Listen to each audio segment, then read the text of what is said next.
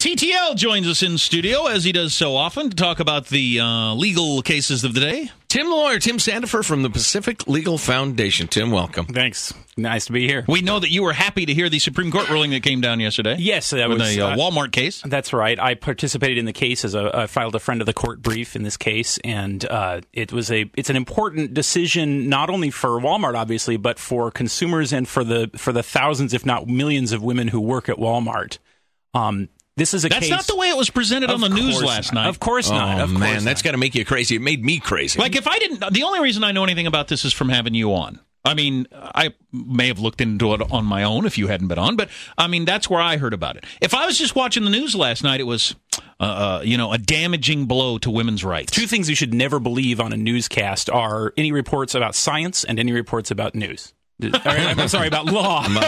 Well, I think or you about said news. the first time with there you go. Yeah, you weren't far off. Law, the legal decisions are just not something that are ever just about ever reported accurately. You remember Bush versus Gore with all the reporters flipping through the opinion, trying to figure out what it says, and reporting it said the opposite of what it actually says. Well, what actually happened in this case, it's being reported as imposing a significant new barrier against women trying to sue for discrimination. Right. That's not at all what happened. What actually happened was there was an attempt by the plaintiffs to come up with a new way of suing businesses for alleged discrimination, and the Supreme Court said you can't use this new way. We have to stick to the rules we have. That's what happened. Okay, go ahead. It was also being reported as an evil decision by the evil 5 conservatives and with the poor 4 liberals on the other side, including the 3 women who know what it's like to be a woman. You misogynist. When back to in you. fact the decision was with your beard. The decision was unanimously in favor of Walmart, just for different reasons. The 5 justices ruled one way and 4 in another way on that, but it was unanimously in favor of Walmart. It was not some evil conspiracy by Republicans against women. Well, now we got to break it down. Yeah, because that confuses me. Because there were 2 separate major parts of the decision. Right. One was unanimous. One was 5-4. Mm-hmm. Now,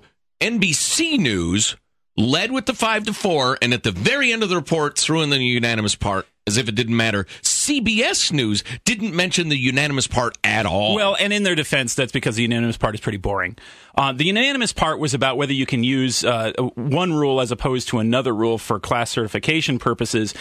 There's a rule that applies when you're seeking an injunction, and there's a rule that applies when you're seeking damages. And they were trying to use the injunction rule for a damages lawsuit. The reason why it gets complicated is because some kind of injunctions involve something very similar to damages, and then it comes down to a question of whether or not these kinds of monetary injunctions are the same thing as damages. And all. You're right. Better to skip it. That is boring and complicated. But was the 9-0 portion of it, whatever that That's just right. meant that you said, yeah, was that a repudiation of the Ninth Circuit also, or not? It was? They would have sent the case back to the Ninth Circuit to determine further based on what they decided. Well, it isn't a 9-0 vote saying to the lower court, what the hell were you thinking? Of course, especially from the Ninth Circuit. God, it's a serious pantsing.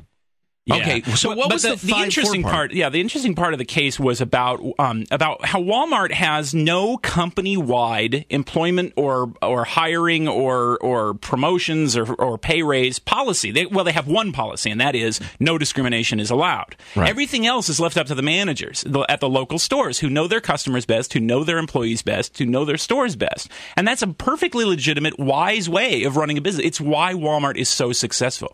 It's why Walmart responded to Hurricane Katrina faster than the federal government did. Walmart was faster at getting supplies to the stores on the shelves where people needed them because they don't have a big top-heavy bureaucracy like the federal government. Are you does. Suggesting that central planning isn't a good policy, sir? Imagine How dare you? that. Imagine that. By the way, Michael, if you don't play People of Walmart when we go out of this break, you won't get your Christmas bonus. And what happened here was that because there's no centralized policy, the plaintiffs were claiming that was a centralized policy and a discriminatory one. They said that was a discriminatory policy because it allowed local managers to be sexist or to engage in subjective preferences. Well, or whatever. It allows them to be witches too, but I don't hear anybody protesting that. And the problem with this is, if that is a legitimate argument, then that means any business that doesn't have a centralized system for hiring and promotion and raises is in violation of the discrimination Boy, that'd be hard laws. to do anyway with a giant company. Yeah, how difficult would that be? If you cannot break down the numbers and come up with some theoretical quota that isn't reached.